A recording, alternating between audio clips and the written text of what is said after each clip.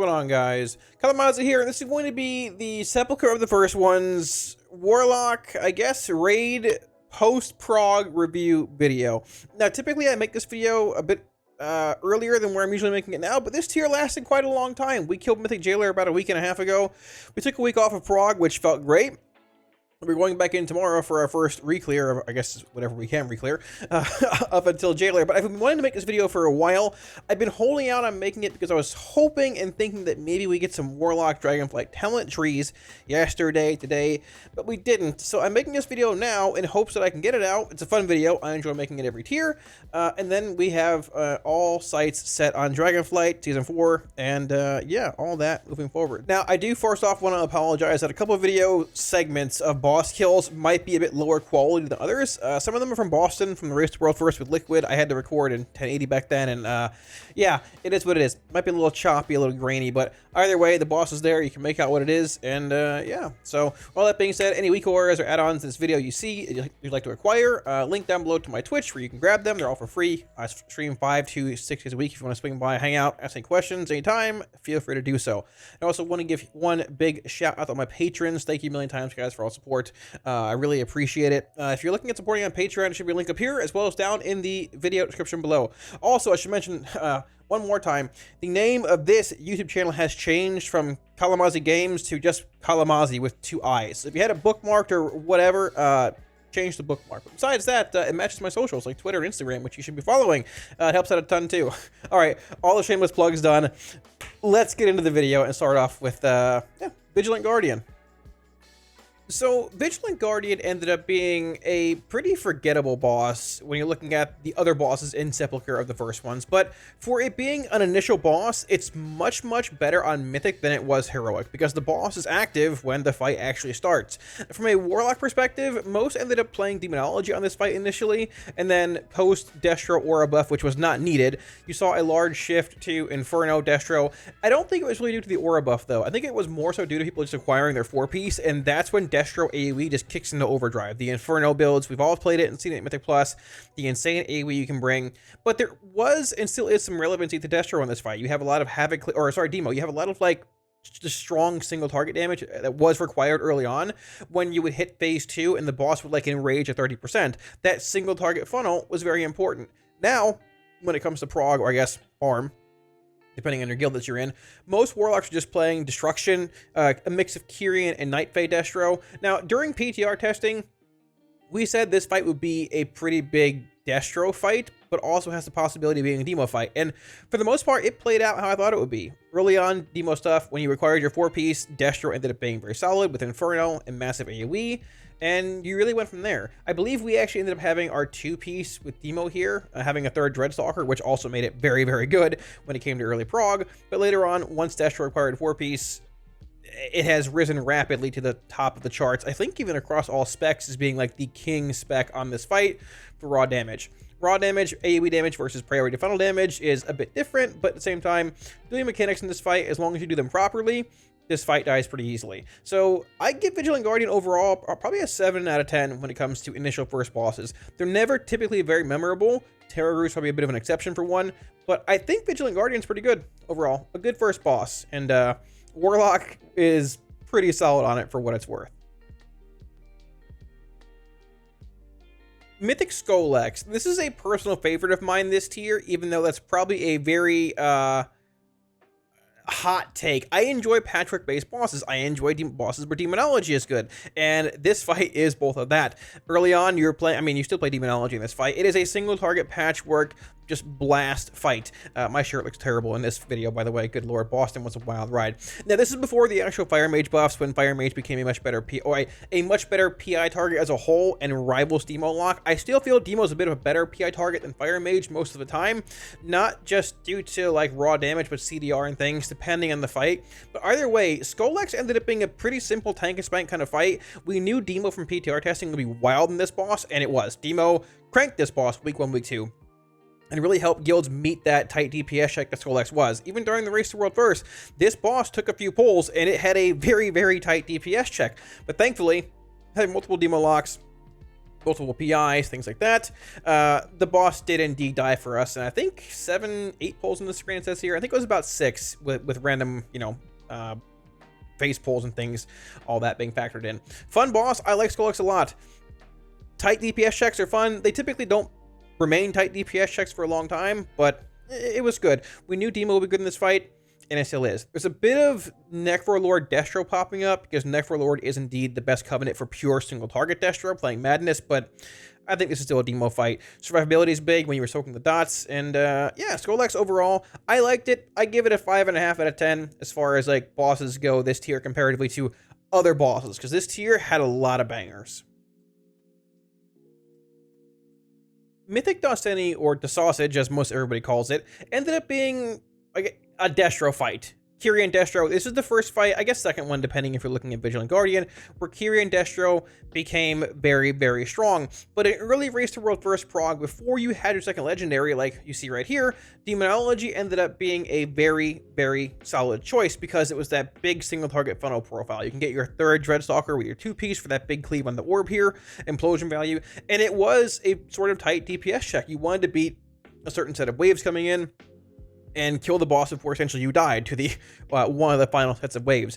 Now, some guilds had basically everybody in the guild go Venthyr, except as long as you could, which, we didn't need to because we're Warlock, and we played Demonic Circle, or Demonic Circle. We play Night Fae for Soulship, have Demonic Circle and things like that. But other guilds had the majority of their raid go Venthyr, so they could just port the third wave, I think, and essentially nullify like that third wave set. Because raid damage was wild here. The DPS check was tough, and there were a lot of tight spots in this fight, depending on RNG and things. If you didn't kill the orb fast enough, if the boss didn't take enough damage, if you didn't break the shield fast enough, where you could fall behind, and it was really hard to recover. We played Demonology. We thought Demon would be good early on. I will say, Kiri and Destro this tier was sort of slept on, even during PTR testing, because we didn't get double legendaries until later on, but there was that change made to Languishing Soul Detritus in 9.15 that gave it that smaller crit and speed boost if your Scouring Tithe didn't give the max value shards. And that, in conjunction, uncertain fights like Rygelon, which we'll get to in a minute,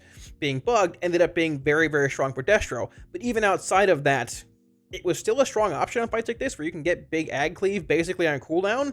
And we've seen, long term, Kiri and Destro ended up being the better option on this fight comparatively to Demo, which we thought would be the best choice. So we sort of missed the mark on this fight, which, it's a bit of a trend on a couple of them where Kyrian is involved, but you win some, you lose some.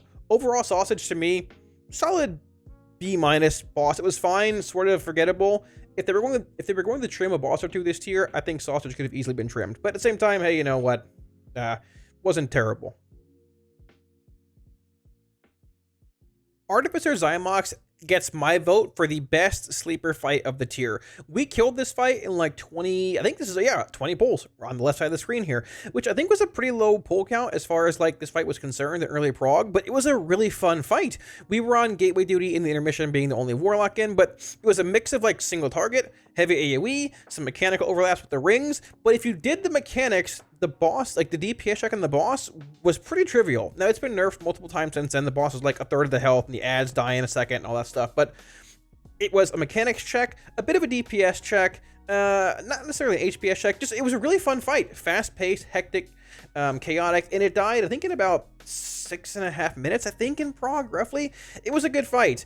But I feel like Xy'mox, for the most part, is a bit forgotten this tier, because there are so many fights that overshadow it. Like you kill Xy'mox, and then you go into Pantheon, which ends up being a nightmare, which we'll get to in a minute. Then Halondrus, then Lihuvim, then Anduin. But Xy'mox was a great fight. A banger both in Castle Nathria and Sepulcher, the first ones. As far as spec was concerned, though, we thought it would be either a Destro or Demo fight, but there was some initial Affliction testing on PTR, because we knew coming out of 9.1 and Sanctum that Affliction would show the seed spam, which was a big thing in intermission during PTR testing a bit when it wasn't bugged, could be big. But in the end, the ads ended up dying. Demo with third Dreadstalker, Destro later on with more of a Madness build in this fight, actually, not really an Inferno build, due to the fact that you don't have that constant AoE, ended up being a solid option. There's a mix of both Destro and Demo being played in this fight right now.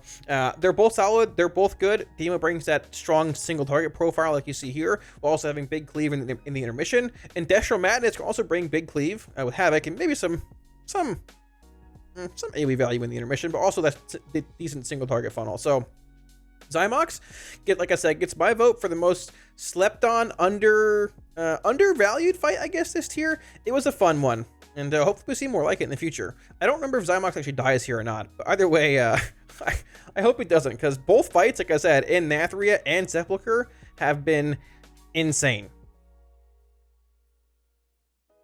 Prototype Pantheon. This was a fight that I was incredibly excited about on PTR during heroic testing and even initial mythic testing. I was super pumped to get to it on retail, but when we got to it on retail, this fight was a dumpster fire. The final phase was just a wild ride, and I wanted to like this fight, but this fight gets the vote for being the worst fight this tier. Okay, it might be tied with Lords of Dread, but at least Lords of Dread drops higher eye level gear. This fight in phase 1, it was fine. Phase 2 was okay. I feel like the seed breaking mechanic you see here with the Night Hunters sort of missed the mark a little bit. It was a little hard to get to them at times and all that kind of stuff, but whatever. The big thing was phase 3.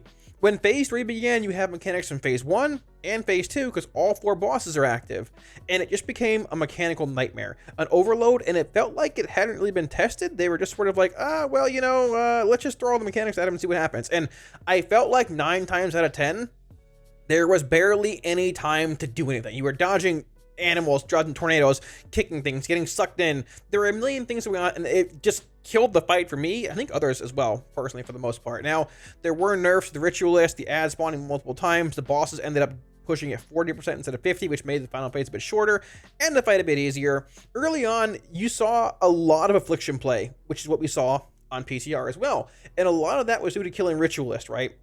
You have 4 spawn around the room, front, back, left, and right.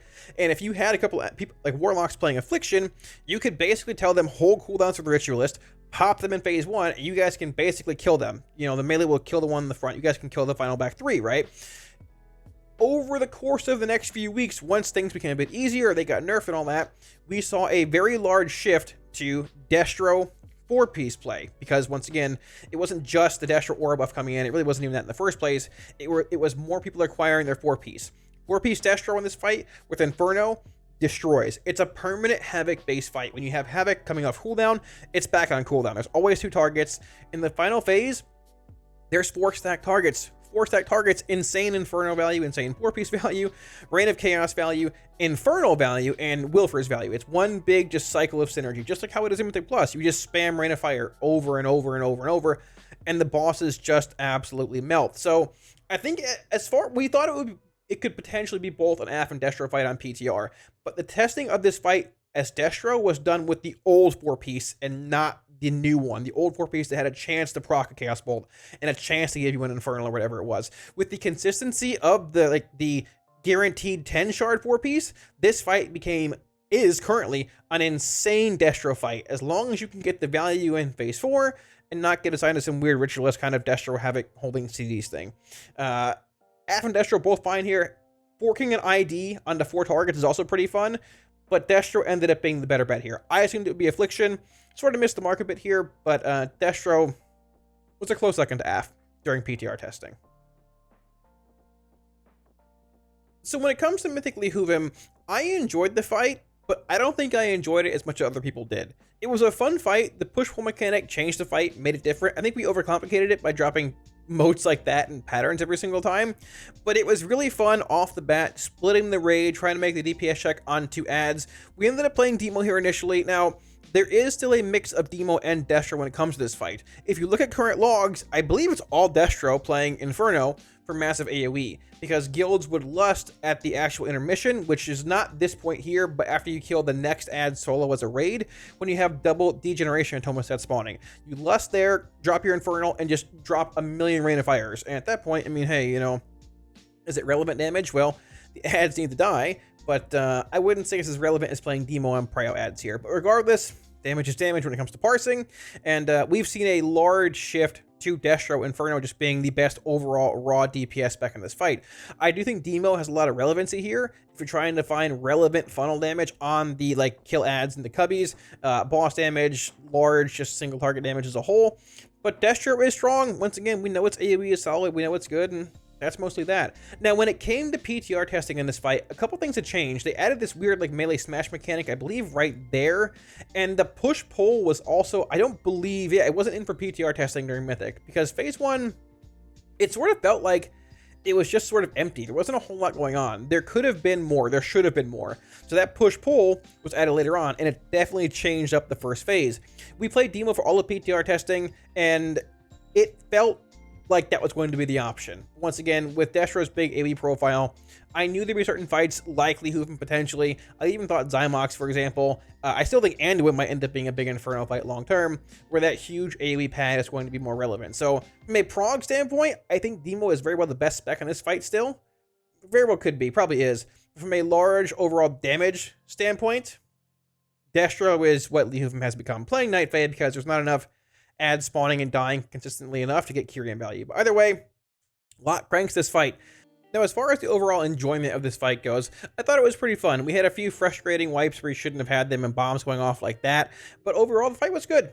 The push-pull mechanic once again made the fight feel a lot better. There was something else going on you had to deal with in the first phase, and if you didn't, you wiped. And while that might be frustrating at times, having phase 1 without the push-pull just felt like drop motes, get away, and kill the boss. So it made the fight much better. Fight was good. I'd give it a 7.5 out of 10, maybe even an 8, depending on if I eluded tier the first time around, but I didn't. So there's that. The Lihuvim was a solid fight overall.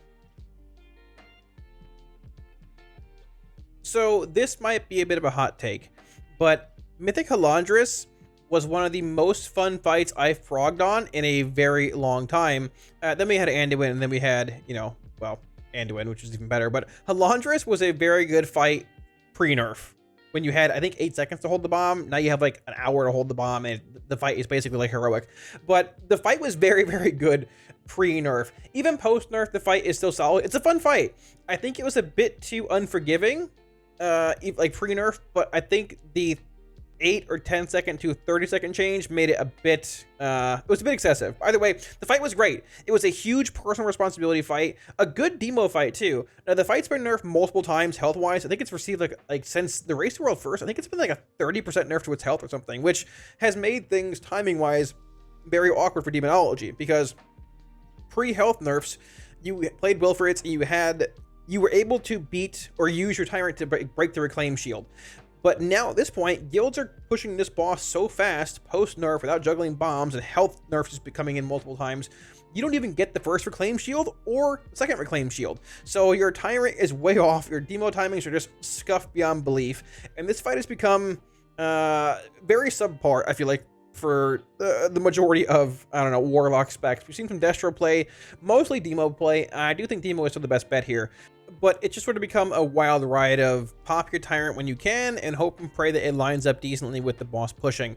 Now, like I said, this fight was one of the most fun fights I've progged on in a very long time, probably since Fallen Avatar. I do wish they had been a bit more lenient with the nerfs. Lenient might be the right word to use. I wish they hadn't made it half a minute per bomb. It went from being, I believe, 8 or 10, maybe 12 seconds, I don't remember, to being 30, which mostly invalidated the mechanic unless somebody fell asleep with their keyboard.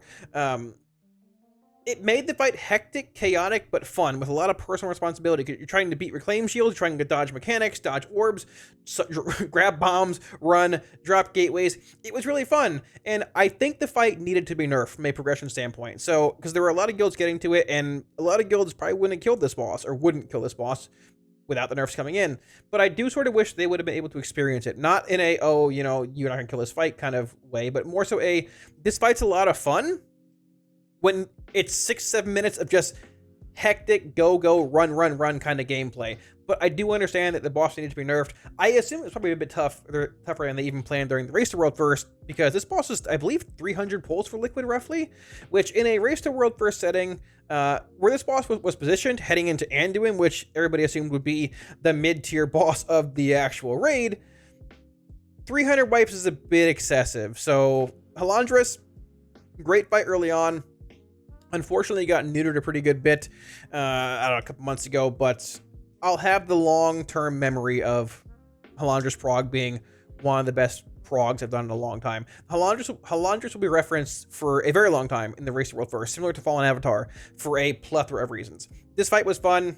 It's good. And from a lock perspective, Demo cranked it early on. Now, you just hope to God the boss dies and you do semi-decent damage.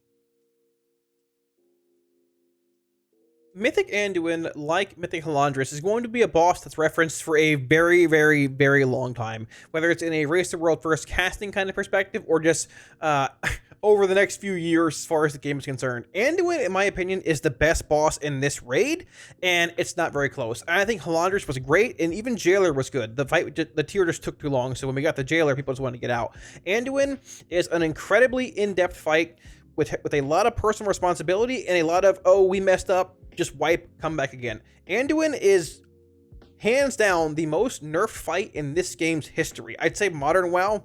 It probably is this game's history in general. I don't know how it looks going back to like vanilla and TBC when people didn't know how to play the game. But like from WoD up, hands down, this is the most nerfed fight in this game's history. They've nerfed Anduin, the Kingsmourn phase, the Lich King phase, Grim Reflections, the final phase. Every single phase of this fight has been nerfed multiple times. The heroic version of this fight, week 1, which you couldn't kill Lords of Dread, Rygelon, or the Jailer week 1 of heroic, was the hardest heroic boss we've seen in a long time. It rivaled and beat probably a good bit of mythic bosses when it came to the previous tier in Sanctum Domination. Anduin was a wild ride, and a really fun one too, whether you're playing Lock or just any class, because you had these huge burst phases like this with the Lich King, where you can get this massive damage in, whether you're AoEing as a survival hunter, or single targeting, or cleaving things down to Destro Lock. But when it came to this fight, during PTR testing, we actually played a lot of Demo. We thought Demo would end up being the play here, but then they changed the Destro 4 piece and made it a lot more consistent and able to hold procs for certain parts of the fight, able to chain things. Madness became a thing, and Destro Lock became one of the best classes, probably the best class for boss damage on Anduin. You would allocate PIs to your Warlocks in the intermission. You also gave, if you could, multiple fairies to your Warlocks over the course of this fight, your Destro Locks, and it made it much easier when it came to meeting the DPS check on the boss, meeting the Mantra Soul check, and also like allocating power infusions and fairies to your Destro Locks at certain points in the fight, like Grim Reflections, for example, when the first group went down, made it much easier for Locks to carry certain parts of the fight that you would otherwise struggle in. This was a very technical fight, but one I think really displayed Destro's toolkit really, really, really well. You had big burst damage, havoc cleat damage for important parts of the fight, even though you can drop a million Rain of Fires in the Kingsmourn phase here, for example. You don't cast one Rain of Fire. You're hardcore funneling the Lich King, which is Anduin damage. You're hardcore funneling Mantra Souls and bringing that big value back into funnel damage into Anduin. Destro Lock, I don't want to say hard carries this fight, but in early prog, it was probably the best range spec for this fight, barring Survival Hunters or Boomkins with like Solar Beams and Big Cleave. Destro was very technical in this fight, still is, but ended up being one of the most exciting fights to play in a very, very long time. Destro gets old to me after, I don't know, a few nights of prog on certain fights. This fight, loved it to the very end. Power infusions and fairies helped. This fight was great. Best fight of the tier right here. Very technical. Will go down as probably being one of the hardest fights in the game, or I guess one of the most nerfed fights in the game's history. And honestly, if the tier had ended here at Anduin, overall, it probably would have been deemed a better tier than what it is now, because as cool as Rygelon is, Lords of Dread, which is up next, ended up being a pretty bad fight, and then we had Rygelon in Jailer Prison, and the tier ended up going on for too long. With that being said, let's jump into Lords of Dread briefly. Lords of Dread is a very interesting fight. This was one of 3 fights, being Lords of Dread, Rygelon, and then the Jailer, which were never tested on PTR. This is a new angle Blizzard had taken, which we hadn't really seen in the past. As you can see, this is early on in the fight. This fight ended up being a wild ride. So this fight was infinitely more difficult as range. Melee gets to come in and sort of stand still and dodge some green circles and bait every once in a while, and then just don't stand in front of the boss and get cleaved and do big damage. Range has to bait circles, which melee does too, deal with purple fear circles, deal with random swirlies, juggle stacks, help healers, swap in and out, this and that. This kill here is also pre-nerf. This is before they ended up, I believe, making the swarm damage basically a flat damage increase. Now, during the Race World first, we saw a lot of melee on this fight, and there was only a few ranged in. I believe they actually ended up cutting their one mage. They had no Arcane Intellect buff. They had like a Warlock, a Boomkin, and I think one other ranged in, a couple of healers, just to juggle the actual debuff. And you were there to sort of confidently juggle that while dealing with mechanics to help just kill the boss. And you saw a bunch of melee, like a bunch of survival hunters, a bunch of frosty Ks. I think warrior is pretty decent there too. Obviously rally is insane in this fight for a million different reasons. The longer the fight goes, the more green swirlies there are, and the more filled the room gets. Now, like we said, post-nerf, this fight, I believe, got some health nerfs, got the swarm phase nerfed a bunch too, which is a pretty big damage increase, because it's not just AoE classes that can do more damage there, it's basically everybody.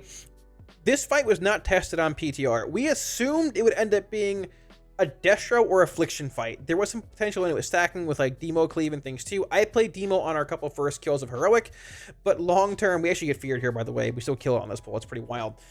Long term, this fight has been a very, very, very good Destro fight. Destro, 4-piece, Soul Conduit, Madness play ends up just being so strong in this fight. If you can allocate fairies to your Destro locks here and PIs, they will hard carry this fight.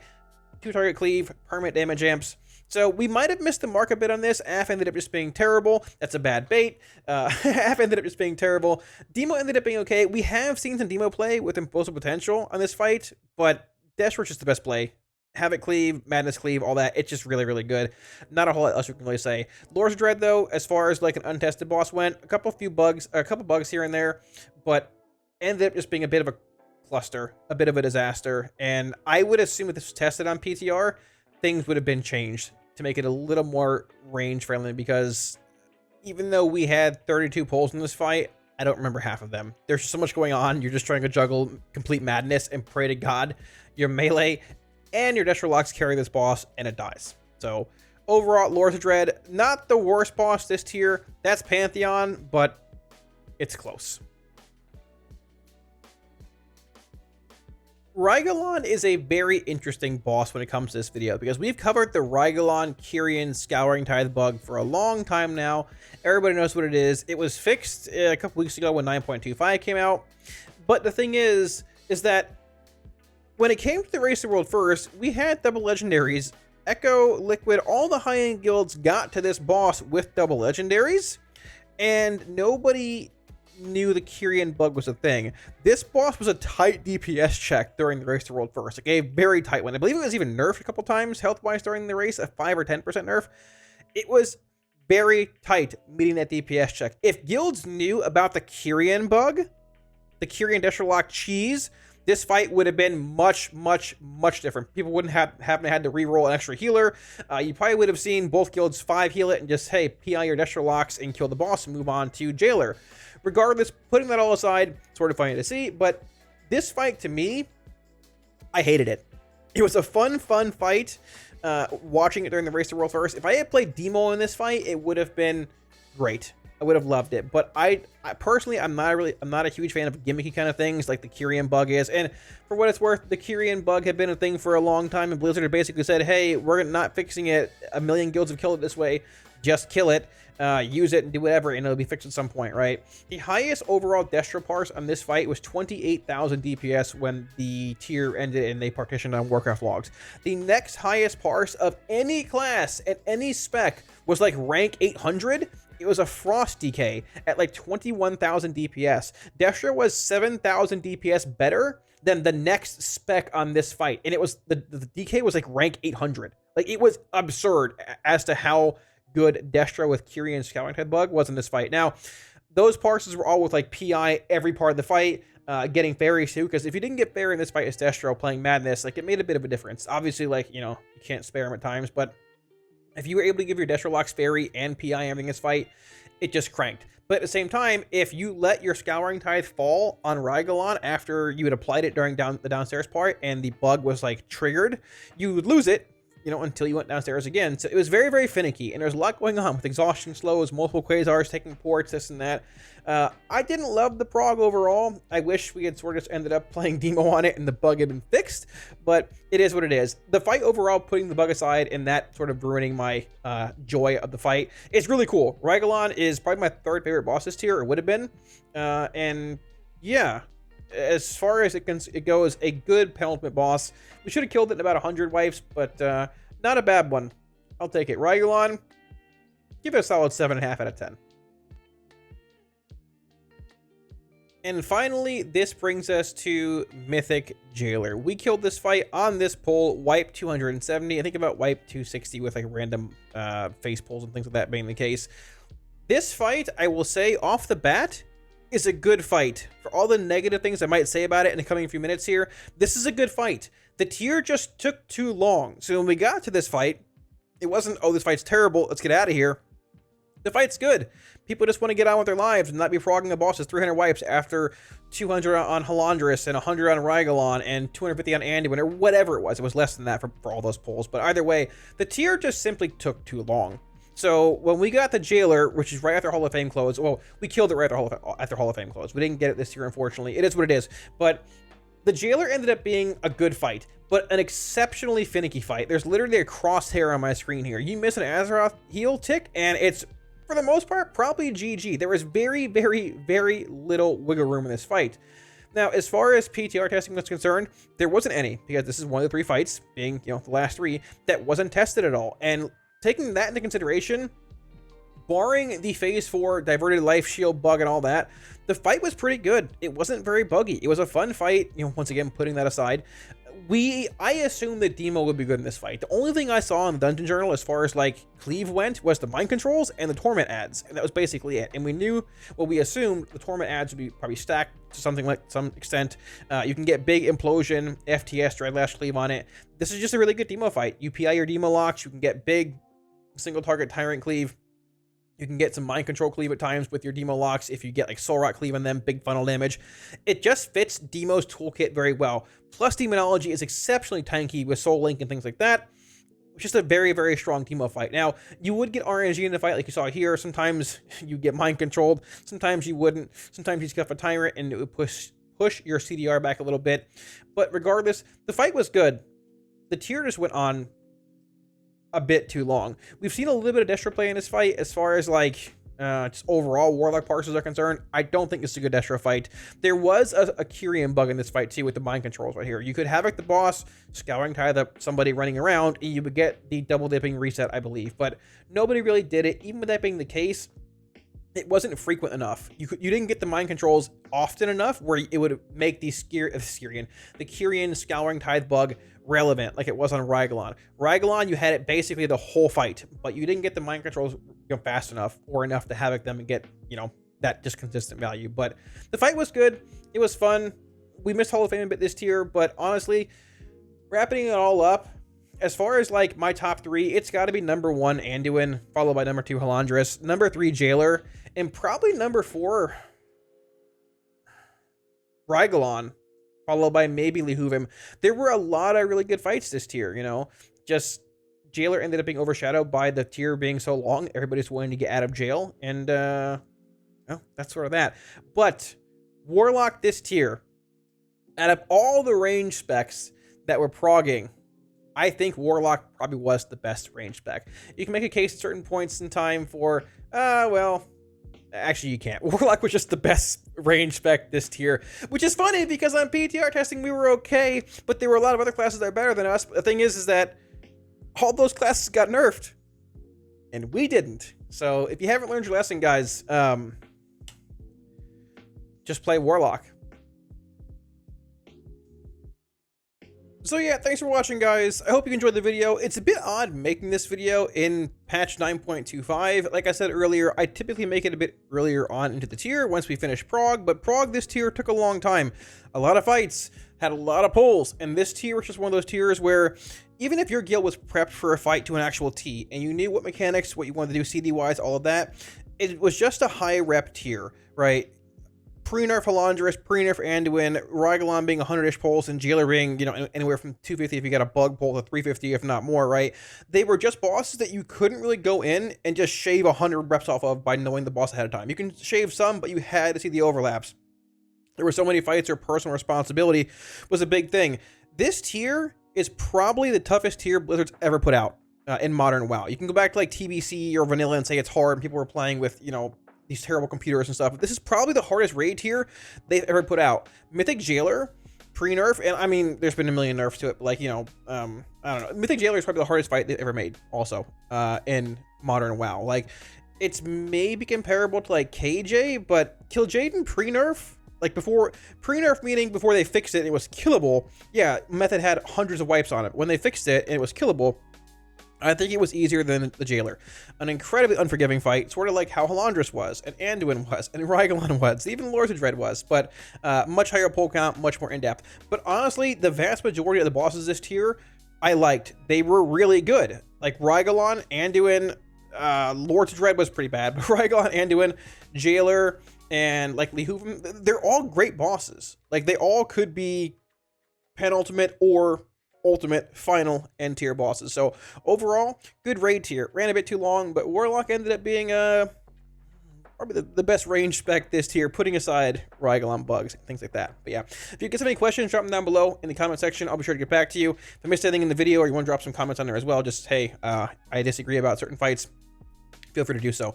Once again, any weak auras, add-ons, or profiles in this video you saw, link down below to my Twitch where I stream 5 days a week. If you want to swing by, grab them, hang out anytime, feel free to do so. And while you're down there in the comment section, hit the like and sub buttons as well. Helps out a ton.